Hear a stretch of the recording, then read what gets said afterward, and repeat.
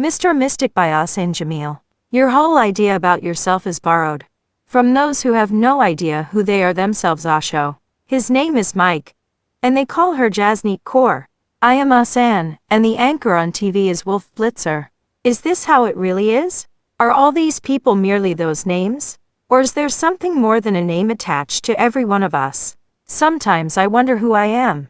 My identity card reveals my name, age, gender, nationality, identification marks, address, etc. But is that all we are, numbers? My language is another aspect of myself. Maybe it's the way we express ourselves that makes us stand out, like the color of my skin and features of my face. Perhaps it's the impression and memories we instill in others that people remember us by. I believe in a religion my parents told me about, and I know the math I studied at school. My age is defined by a calendar, and my life moves forward according to the arms of the clock. The chains of hunger, climate, social norms, and taboos, along with other vital elements of life, control me in an absolute sense. My body so badly wants to survive. It has made me the most needful entity on this planet that I am. So do the ties of family and clans. I feel contained and in custody. Many factors make me who I am. But who am I really meant to be? The soul has been given its own ears to hear things that the mind does not understand. Rumi. There is another part of me that's free and knows no boundaries. It needs no identification, nor does it need any nationality. It neither needs a Boeing to fly nor a vehicle to travel in.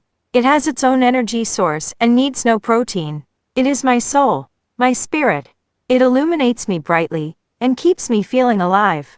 It provides me with a warmth, one I can ignite others with through words.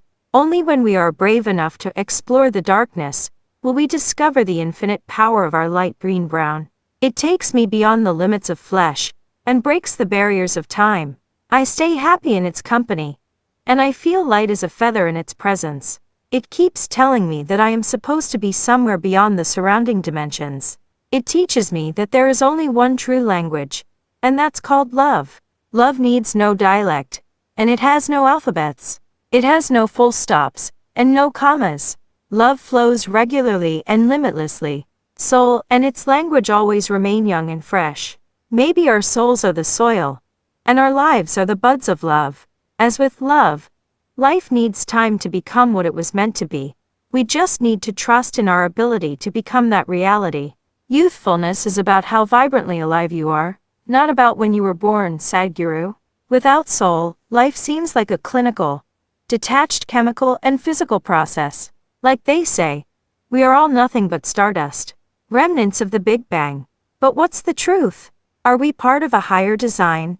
Are we the claimants of superiority over everything else in the universe? Or have we got some supranational rights? I personally don't feel that I am superior to anything else. My thoughts here, they connect with you. They connect us all through empathy and creativity. Rather, I feel I am one with the universe, a part of it all. Everything is part of me, and I am part of everything. I dreamed I was a butterfly, flying in the sky. Then I awoke. Now I wonder, am I a man who dreamt of being a butterfly? Or am I a butterfly dreaming that I am a man? Zhuangzi Tao. Asterisk. Credits. Google Motivation Mystic Quotes. By Ahsan Jamil. Golfer, blogger, entrepreneur, author, poet, wanderer, photographer, rebel. Email golfaj@gmail.com. Website golfaj.com. YouTube